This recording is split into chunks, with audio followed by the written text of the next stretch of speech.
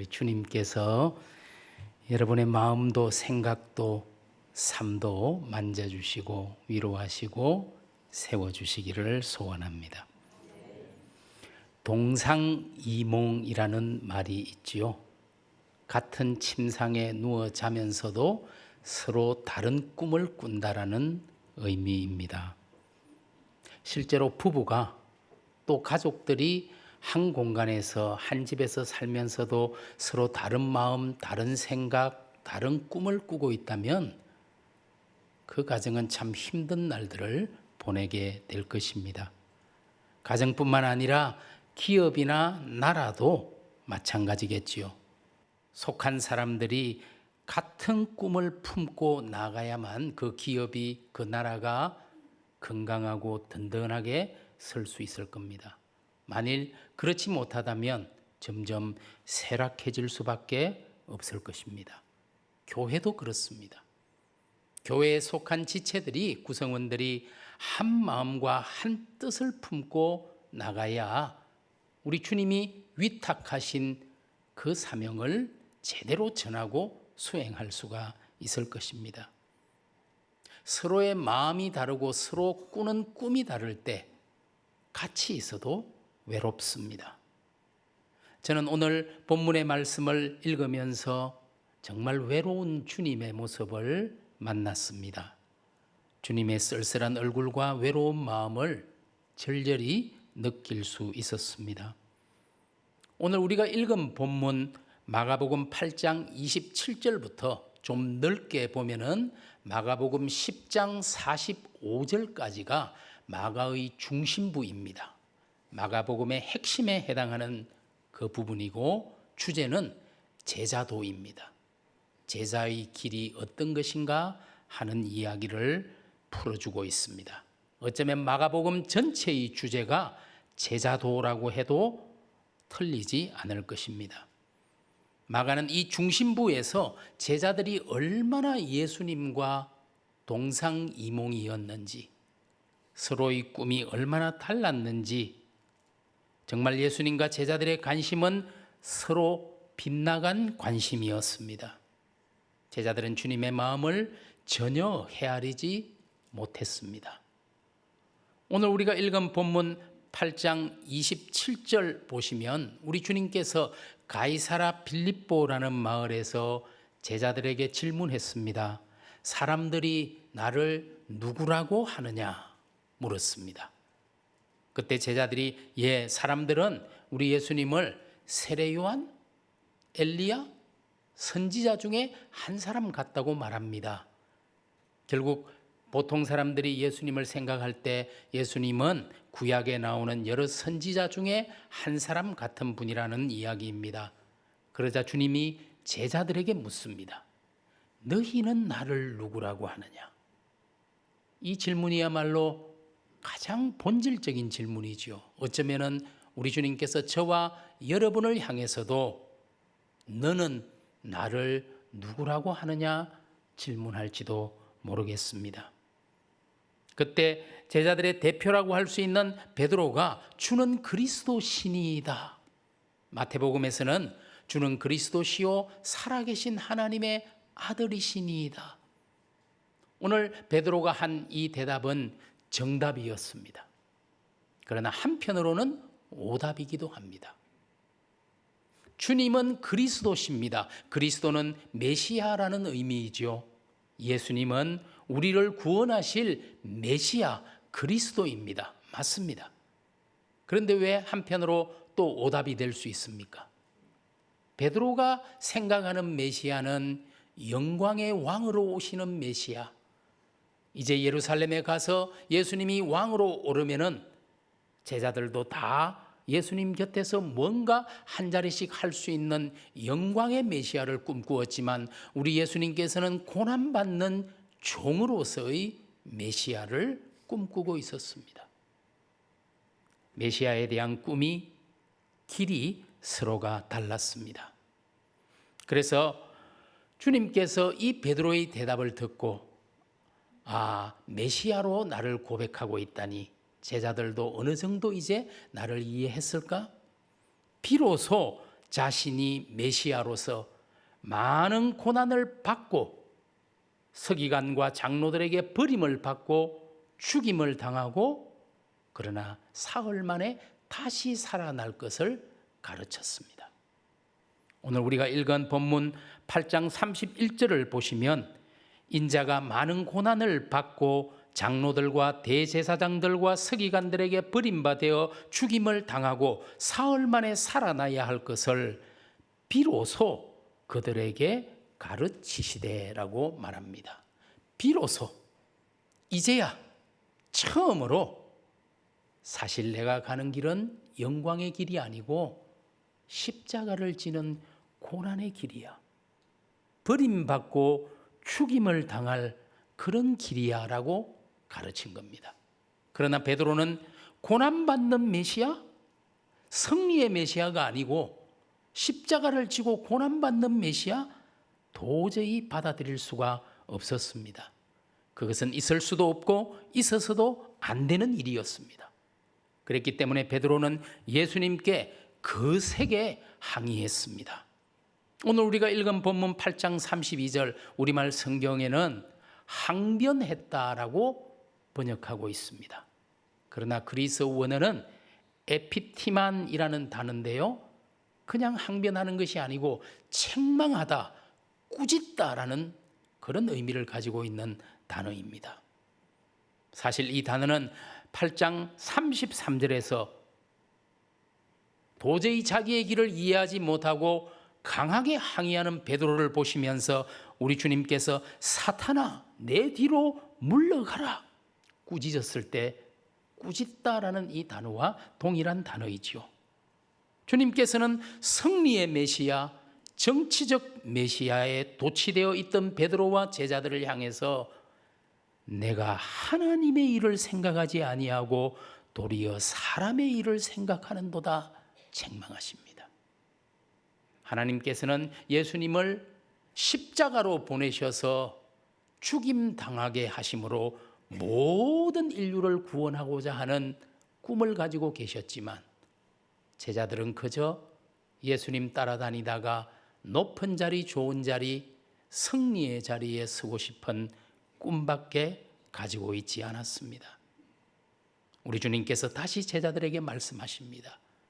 너희들이 정말 나를 따라오려거든 자기를 부인하고 자기 십자가를 지고 나를 따를 것이니라 오늘 본문은 말하고 있습니다. 영광과 승리를 기대하면서 따라가던 제자들에게 자기 부인과 십자가의 고난을 주님은 요구하신 것입니다. 성도 여러분, 분명 신앙은 탄탄대로가 아닙니다. 넓은 길이 아닙니다. 소위 말하는 복으로만 가득한 길이 아닙니다. 오히려 신앙의 길은 어떻게 살아야 하는지, 무엇이 옳은지 끊임없이 고민해야 하는 길이고, 하나님 때문에 내 마음대로 아무것도 할 수 없는 길이고, 예수님 때문에 손해를 봐야 하는 길이고, 믿을수록 더 험한 길이고, 눈물이 있는 길이고, 좁은 길입니다. 그러나 이 어려움도 예수님 때문에 즐거움으로 가야 할 길이 바로 제자의 길인 것입니다. 그러나 오늘 베드로와 제자들은 영광의 길만 바라보고 있었습니다. 우리 주님만 외롭게 자신이 걸어야 할 고난의 길을 바라보고 계셨습니다. 오늘 이 시간 주님은 비록 험하고 어려운 길이지만 이 길을 함께 가자고 저와 여러분을 초청하십니다. 예수님과 함께라면 고난의 길도 분명 외롭지 않을 것입니다. 어려운 신앙의 길도 두렵지 않을 것입니다.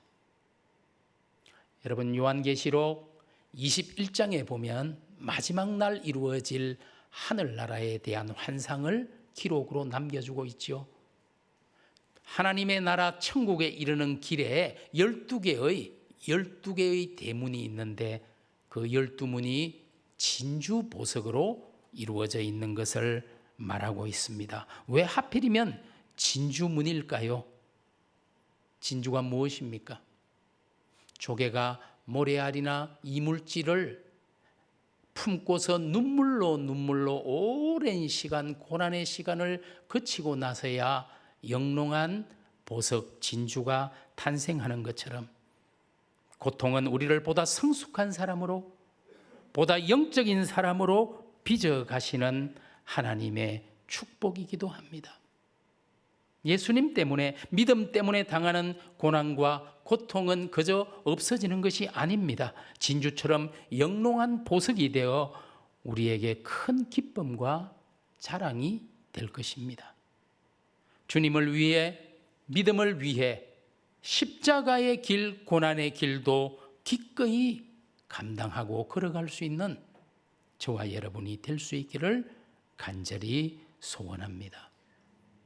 오늘 우리 예수님께서는 제자들에게 첫 번째로 비로소 내가 사실은 고난의 길을 가야 해, 나와 함께 갈 수 있을까? 여러분, 마가복음 9장 30절과 37절에 보시면 우리 주님이 두 번째 자신의 고난에 대하여 말하고 있습니다. 요즘 성경이 어떤 내용이 나오면은 그 문단에 제목을 나름대로 붙이고 있는데, 여러분 9장 30절 바로 앞에 제가 가진 성경에는 주님께서 죽음과 부활을 두 번째 가르치시다. 다시 우리 주님이 9장 30절부터 보면은 자신이 고난을 받고 죽임을 당할 것을 아픈 마음으로 제자들에게 이야기합니다. 그런데 여러분, 내용을 읽어보십시오. 놀랍게도 제자들은 주님의 그 말씀에 아무런 관심도 없었고 이해하지도 못했습니다. 주님의 마음을 전혀 헤아리지 못했습니다. 오히려 내용을 보니 서로 누가 큰 사람인가 하는 문제로 제자들끼리 다투고 있었습니다. 12명 중에서 과연 주님이 예루살렘의 승리의 왕이 되실 때 누가 더 높은 자리에 오를 수 있는지 서열 다툼을 하고 있는 모습을 보여줍니다. 우리 주님이 얼마나 외로우셨을까요?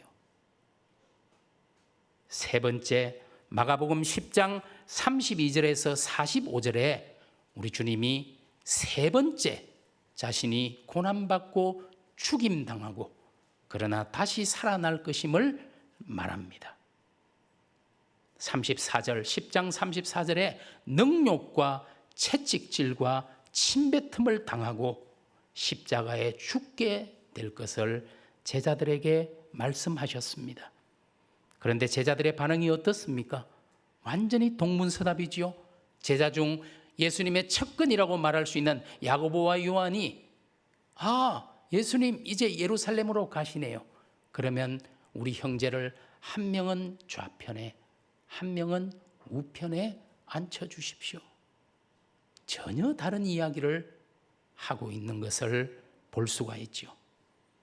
우리 주님께서 너무나 안타까워서 물어보십니다. 10장 38절에서 내가 마시는 잔을 너희가 마실 수 있으며 내가 받는 세례를 너희가 받을 수 있느냐?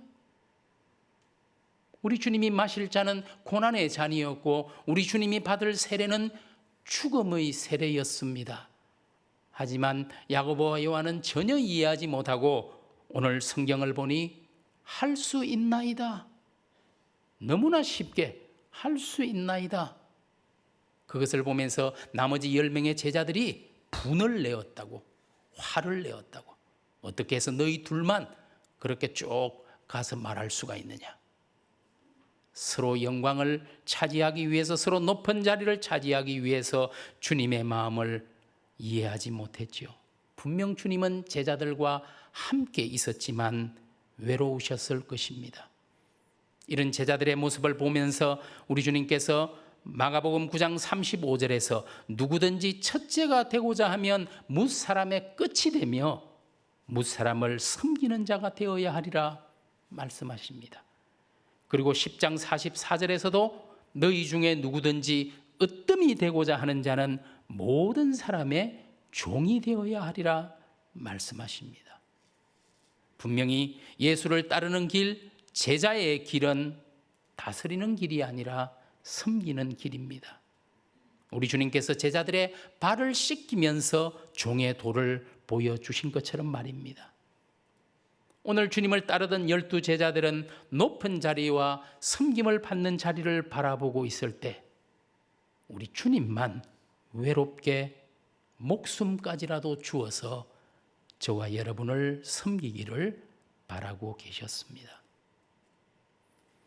동양의 선생님인 노자라는 사람의 글에 상선약수라는 말이 있죠.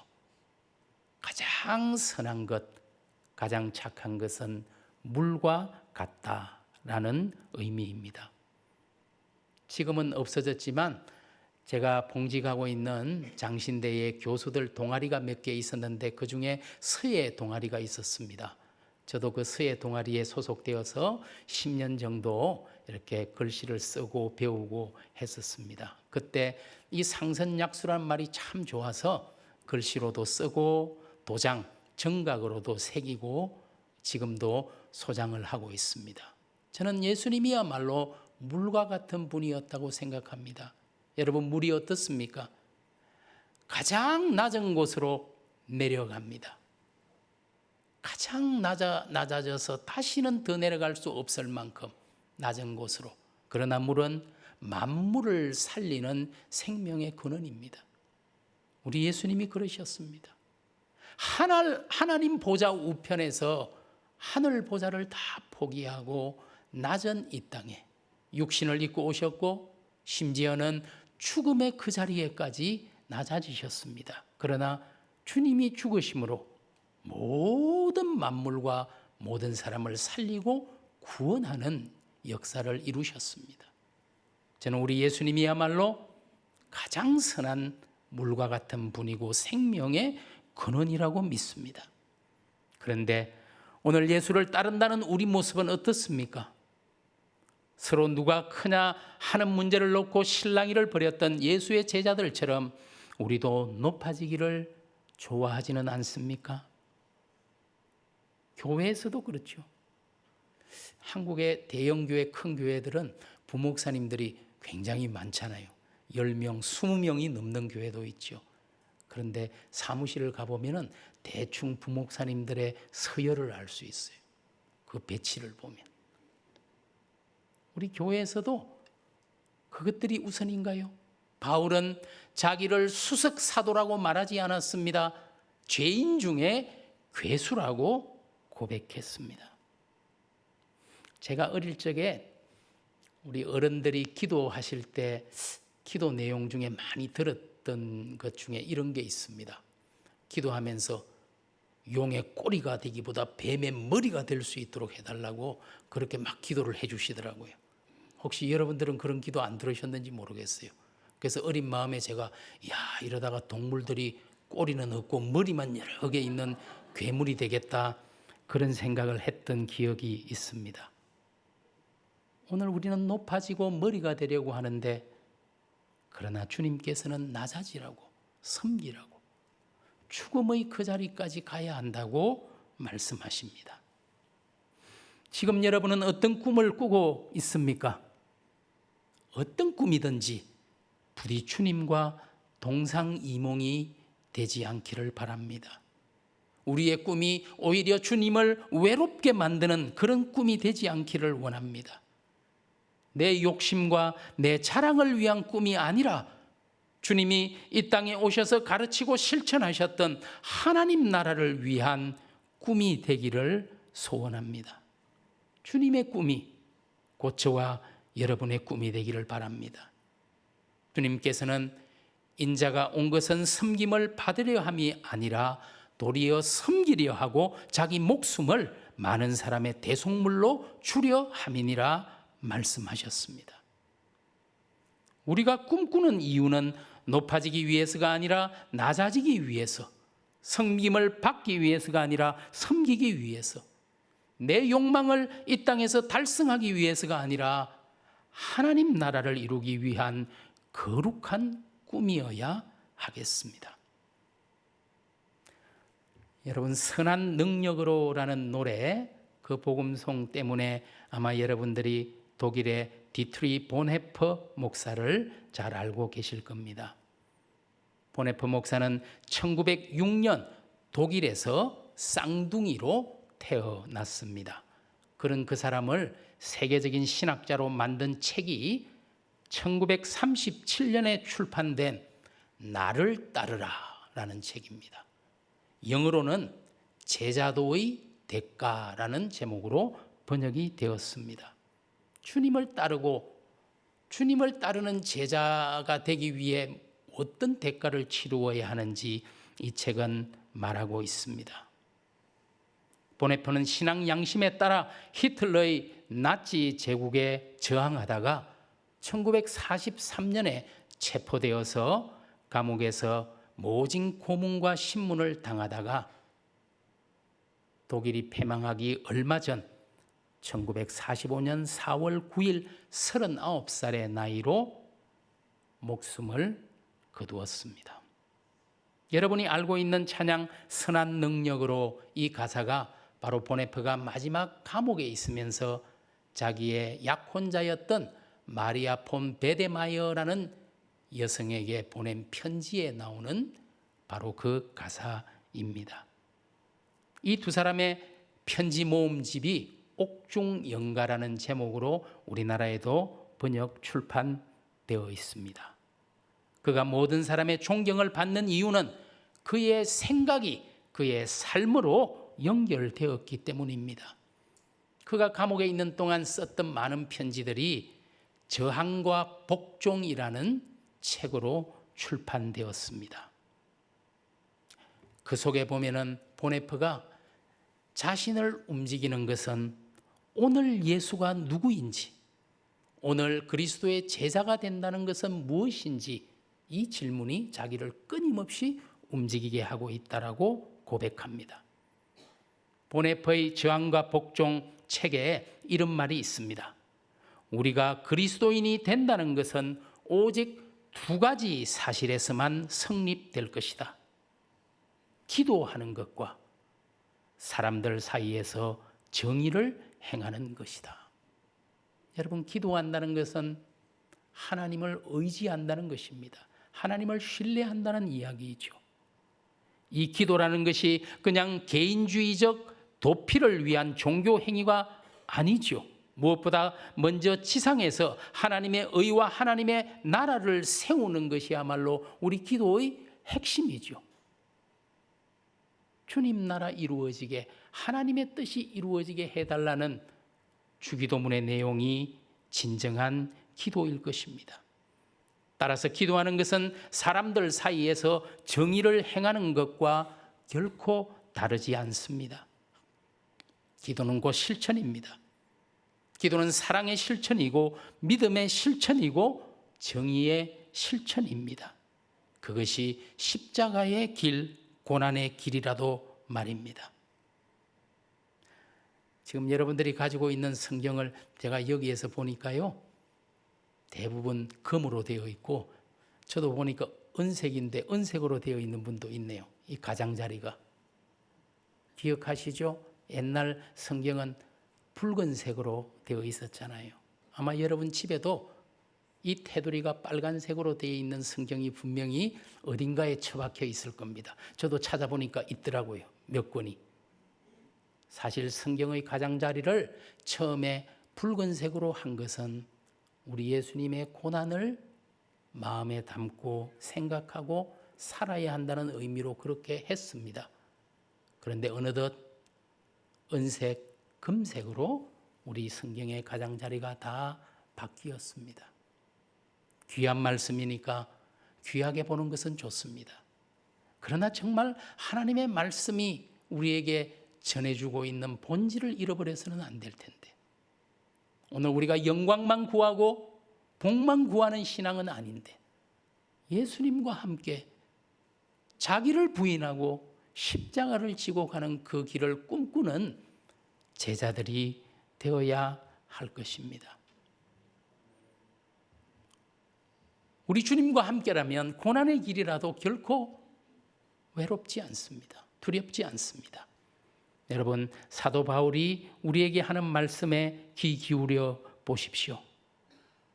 오직 하나님의 능력을 따라 복음과 함께 고난을 받으라. 그리스도를 위하여 너희에게 은혜를 주신 것은 다만 그를 믿을 뿐 아니라 또한 그를 위하여 고난도 받게 하려 하심이라. 내가 이제 너희를 위하여 받는 괴로움을 기뻐하고 그리스도의 남은 고난을 그의 몸된 교회를 위하여 내 육체에 채우노라 고백합니다. 오늘 정말 바울처럼 하나님을 위해서, 주님을 위해서, 주의 몸된 교회를 위해서 십자가의 길도 걷겠습니다라고 저와 여러분도 고백할 수 있기를 소원합니다. 사도 베드로의 말씀입니다. 오히려 너희가 그리스도의 고난에 참여하는 것으로 즐거워하라. 이는 그의 영광을 나타내실 때에 너희로 즐거워하고 기뻐하게 하려 함이라. 성도 여러분, 우리 주님께서 마태복음 5장에서 산상수훈 8복을 말씀하시면서 마지막 축복의 말씀, 의를 위하여 박해를 받은 자는 복이 있나니 천국이 그들의 것임이라. 예수의 사람이 된다는 것은 예수님처럼 낮아지는 사람이 되는 것이라고 믿습니다. 어디까지 낮아져야 하는 것일까요? 어쩌면 자기를 부인하고 자기 십자가를 지고 가야 하는 그 자리까지 낮아져야 할지도 모릅니다. 그러나 하나님께서 낮아지신 예수님을 들어 올려주셔서 땅 아래에 있는 자들이나 땅 위에 있는 자들 모든 무릎을 예수 그리스도의 이름 앞에 꿇게 하신 것처럼 섬기는 종으로 살기를 원하는 저와 여러분을 우리 하나님이 높여주실 것입니다. 예수님을 사랑한다고 말하면서 예수님을 따르는 제자라고 말하면서도 아직도 우리는 고난보다는 영광을 좋아하고 섬기는 것보다는 섬김을 받는 데 익숙하고 주님 마음보다는 내 욕심이 먼저인 제자들이 아닙니까? 아마도 주님께서는 이런 저의 모습 때문에, 우리의 모습 때문에 많이 외로울 때가 있을 것입니다. 이제는 저와 여러분이 참으로 주님의 마음을 헤아리는 성도가 되기를 원합니다.